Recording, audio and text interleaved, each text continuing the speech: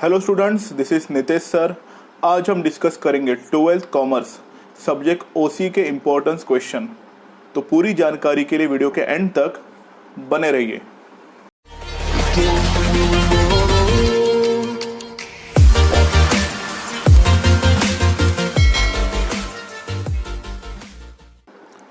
तो चलिए student start करते हैं ओसी के इम्पोर्टेंस क्वेश्चन। ओके, स्टार्ट करते हैं क्वेश्चन नंबर 2 से। क्वेश्चन नंबर 2 से इसलिए बिकॉज क्वेश्चन नंबर 1 ऑब्जेक्टिव है। तो ऑब्जेक्टिव के लिए मैं आपको ये रिकमेंड करूंगा कि आप टेक्स्ट बुक के नीचे दिए हुए सब ऑब्जेक्टिव प्रॉपर तरीके से कीजिए, उसी में से सब पूछे आपको एग्जाम में जाएंगे। ओके, तो बात करते हैं क्वेश्चन नंबर 2 की। क्वेश्चन नंबर 2 है explain the following terms concept any 4 out of 6, मतलब 6 में से आपको 4 सॉल्व करने हैं और टोटल है 8 मार्क्स के लिए। तो देखिए, जो मैंने ग्रीन में कलरिंग करके रखे हैं वो आपको एग्जाम में ज़्यादा करके आएंगे। तो जब भी अगर आप मेरा वीडियो देख रहे होंगे तो सबसे पहले जो ग्रीन में कलर की आपको सबसे पहले वो करना है, और जो ब्लैक में है वो आप बाद में कीजिए। ओके स्टूडेंट, तो सबसे पहले मैनेजमेंट की डेफिनेशन आपको प्रॉपर करनी है। आफ्टर दैट प्लानिंग क्या होती है, प्लानिंग आपको पता है, preparation in advance. After that entrepreneur होता क्या है, ये जो 3 है ये आपको प्रॉपर तरीके से करने हैं। आफ्टर दैट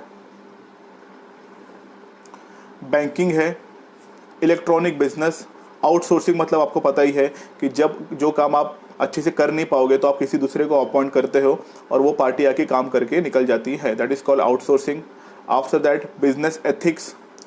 देखिए, सोशल रिस्पॉन्सिबिलिटी है, मैंने ब्लैक में रखा है पर वो आप बाद में कीजिए, जो ग्रीन में है सबसे पहले वो कीजिए।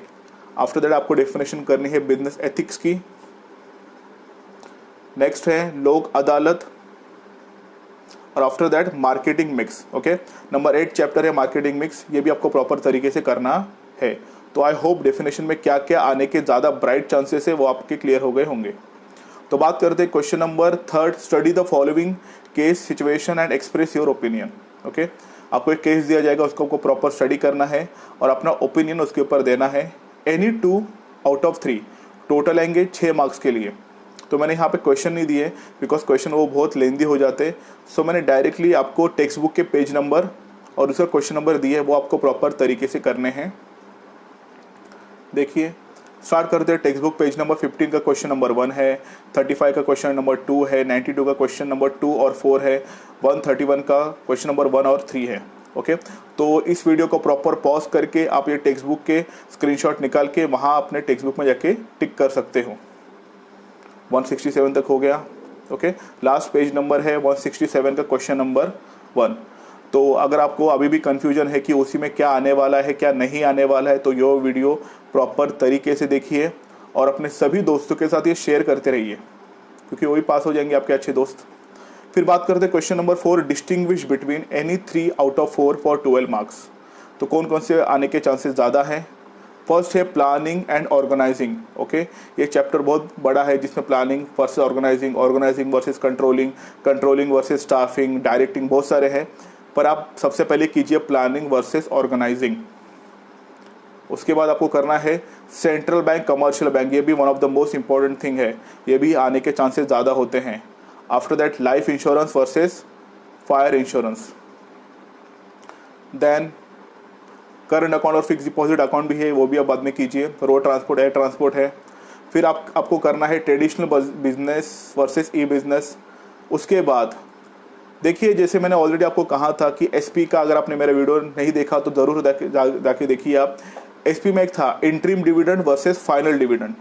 ओके, जैसे वो डिस्टिंग्विश हर बार आता है, हर साल आता है, एग्ज़ाम कौन सी भी हो, वो सितंबर की हो, मार्च की हो, हर बार वो डिस्टिंग्विश आता ही आता है। वैसे ओसी में district commission versus national commission और स्टेट कमीशन, ये डिस्टिंग्विश हिलेगा नहीं। तो मैं आपसे ये रिकमेंड करना चाहता हूँ कि सबसे पहले आप ये तीनों डिस्टिंग्विश मिलके एक डिस्टिंग्विश कीजिए, क्योंकि ये डिस्टिंग्विश 100% आपको एग्जाम में पूछा जाएगा, मतलब जाएगा। ओके, फिर क्वेश्चन नंबर 5 देखते हैं। Answer in brief any 2 out of 3 for 8 marks. आपको शॉर्टकट में लिखना है, ज़्यादा लेंदी नहीं करना है। So explain any 5 principal of management of Henry Fayol. Okay, तो बहुत सारे स्टूडेंट्स पूछते हैं कि सर कौन से पास लिखने चाहिए। अभी डिपेंड करता है आपके फेवरेट कौन से हैं, आप जिसमें कंफर्टेबल हो आप वो लिखिए। ओके, जैसे डिवीजन ऑफ वर्क हो गया, ओके, डायरेक्शन हो गया, यूनिटी ऑफ कमांड हो गया। देखिए आपके 5-6 फेवरेट निकालिए और वो कीजिए आप। After that importance of planning और स्टाफिंग, ये भी आप कीजिए। उसके बाद आपको करना है प्रॉपर तरीके से any 5 points of importance of coordinating. Coordination मतलब होता है एक दूसरे की मदद करना। ओके, तो ये आपको प्रॉपर तरीके से करने हैं। नेक्स्ट है give any 4 types of social responsibility toward customer. Okay, मतलब अगर कोई बिजनेस होता है कस्टमर के प्रति उनकी क्या क्या जिम्मेदारियां होती हैं, ये क्या होती है वो आपको डिटेल में लिखनी है। Next any 4 rights of consumer, ये भी क्वेश्चन हर साल आता है। राइट्स ऑफ कंज्यूमर है, जैसे राइट टू चूज होता है, राइट टू हर्ड होता है, राइट टू इन्फॉर्म होता है। तो कुछ बेसिक राइट्स होते हैं कंज्यूमर के, वो भी आपको अच्छी तरीके से करने हैं students. Okay, next explain the 4 P's of product marketing mix. Product marketing में से 4 P's होते हैं, वो भी आपको करने हैं।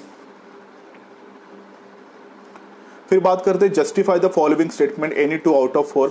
जस्टिफाई मीन्स क्या होता है, आपको ऑलरेडी ट्रू स्टेटमेंट दिए होते हैं, आपको सिर्फ उसमें और डिटेल बतानी है कि ऐसा क्यों होता है। जैसे 1 बाय 1 देखते हैं।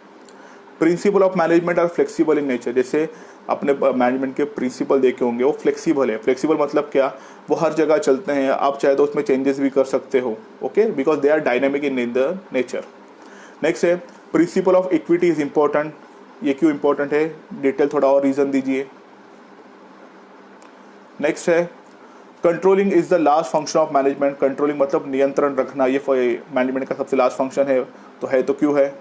फिर entrepreneur must be a good communicator. जो भी एंटरप्रेन्योर होता है, बिजनेसमैन टाइप के जो लोग होते हैं, वो उनका कम्युनिकेशन स्किल्स बहुत अच्छा होना चाहिए। तो ऐसा क्यों होना चाहिए, वो आपको करना है। Next cash can be withdraw from ATM at any time, ये भी जस्टिफाई, पिछले साल तो ये ट्रू और फॉल्स विथ रीजन में था, पर इस साल से ये जस्टिफिकेशन में डाला गया है, और ये जस्टिफिकेशन भी बहुत बार पूछा जाता है, तो ये भी आपको प्रॉपर करना है।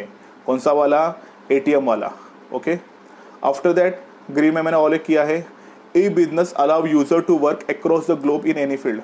मतलब इलेक्ट्रॉनिक बिजनेस के सहारे आप कहाँ से भी बिजनेस कर सकते हो। फॉर एन एग्जाम्पल, जैसे ऑनलाइन लेक्चर हम कहाँ से भी कहाँ भी ले सकते हैं वैसे। नेक्स्ट है business ethics contain moral and social values of for doing business. इस साल तो ये कट किया गया है बिजनेस एथिक्स का 25% जो सिलेबस रिड्यूस हुआ है उसमें से, पर अगर आप करना चाहते हो बहुत अच्छी बात है। नेक्स्ट है, हाँ ये भी आता है the consumer protection act was pass in the interest of consumer.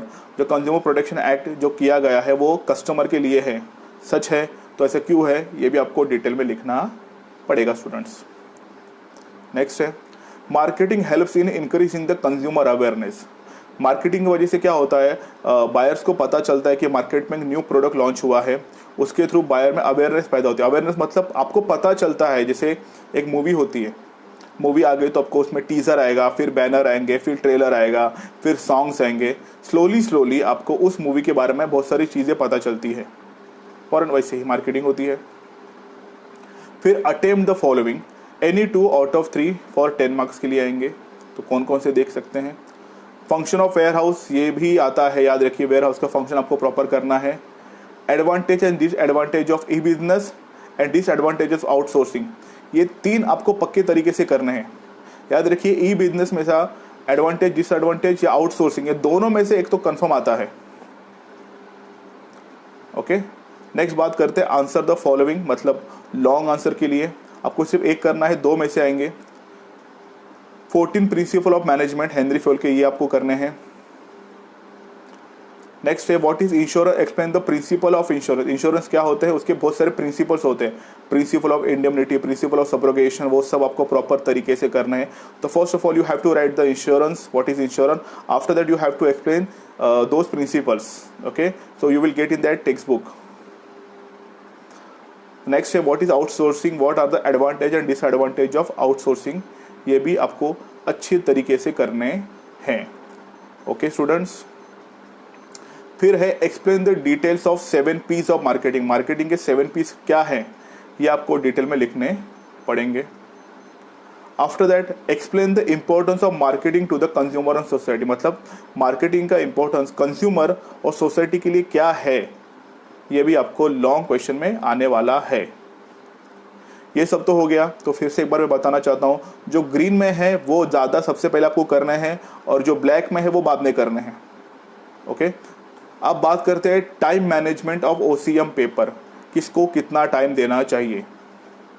बात करते हैं क्वेश्चन नंबर 1 ऑब्जेक्टिव की। ऑब्जेक्टिव आपके 20 मिनट्स में होने चाहिए। फिर एक बार बता देता हूँ, ऑब्जेक्टिव अगर आपको नहीं आते होंगे तो आप नेक्स्ट पे जंप कीजिए, नेक्स्ट क्वेश्चन पे जाइए। बहुत लोग स्टूडेंट्स वही सोचते बैठते हैं कि उसका आंसर क्या होगा। आंसर ऑब्जेक्टिव का लिखने के लिए 2-3 सेकंड ही लगते हैं, तो वहाँ टाइम वेस्ट मत करना। आते हो अच्छी बात है, नहीं आते हो भागिए आगे। Question number 2 explain the following terms, ये आएगा आपको 15 मिनट्स में आपको कंप्लीट करना है। Question number 3 study the following case, 20 minutes में कंप्लीट करना है। डिस्टिंग्विश बिटवीन, ये आपको कंप्लीट करना है 25 मिनट्स में। और question number 5 answer in brief complete करना है 20 मिनट्स में। जस्टिफाई कंप्लीट करना है 25 मिनट्स में आपको कंप्लीट करना है। और क्वेश्चन नंबर 7 25 मिनट्स, और क्वेश्चन नंबर 8 करना है 20 मिनट्स के अंदर। अगर आप टोटल काउंट करोगे तो टोटल हो जाते हैं 170 मिनट्स, और 3 घंटे का पेपर होता है 180 मिनट्स का, मतलब आपको 10 मिनट्स एक्स्ट्रा मिलेंगे। तो आप 10 मिनट में कुछ ना कुछ अगर आपको छूट गया होगा, ऑब्जेक्टिव, कुछ fill in the blanks, match the column, तो आप कर सकते हो। ओके, और एक एडवाइस देना चाहूँगा मैं, OC मतलब थ्योरी का पेपर होता है। थ्योरी के पेपर में आपको बहुत सारे पॉइंट्स लिखने पड़ते हैं, 1 2 3 4 5। हर एक पॉइंट को आपको प्रॉपर नंबर देना है, और हर एक पॉइंट के नीचे आपको अंडरलाइन करनी है। फॉर एन एग्जाम्पल, जैसे मैनेजमेंट के principle, unity of command underline कीजिए, डिवीजन ऑफ वर्क अंडरलाइन कीजिए, फिर अंदर का एक्सप्लेनेशन चालू कीजिए लिखना। बिकॉज अगर आप अंडरलाइन करोगे तो अच्छा दिखेगा तो एग्जामिनर को वो चेक करने में कोई दिक्कतें नहीं आएंगी। ओके स्टूडेंट्स, तो ये सब चीज़ों का आप ध्यान रखिए। तो ये था OC के इम्पोर्टेंट क्वेश्चन का वीडियो। अगर हम हमारे न्यू व्यूवर्स हो तो हमारा वीडियो अगर आपको अच्छा लगा तो लाइक ज़रूर कीजिए, हमारे चैनल को सब्सक्राइब कीजिए। अगर आपके मन में कुछ भी डाउट्स है एग्ज़ाम से रिलेटेड तो आप कमेंट सेक्शन में ज़रूर पूछिए, मैं ज़रूर आपके हर एक सवाल का जवाब दूंगा। अपने सभी दोस्तों के साथ ये वीडियो शेयर कीजिए। अगर आप चाहते हो कि मैं कुछ नए टॉपिक के ऊपर वीडियो बनाऊं तो कमेंट सेक्शन में ज़रूर कमेंट कीजिए। ओके स्टूडेंट्स, तो मिलते हैं नए वीडियो में एक नए टॉपिक के साथ। फ़िलहाल के लिए बाय।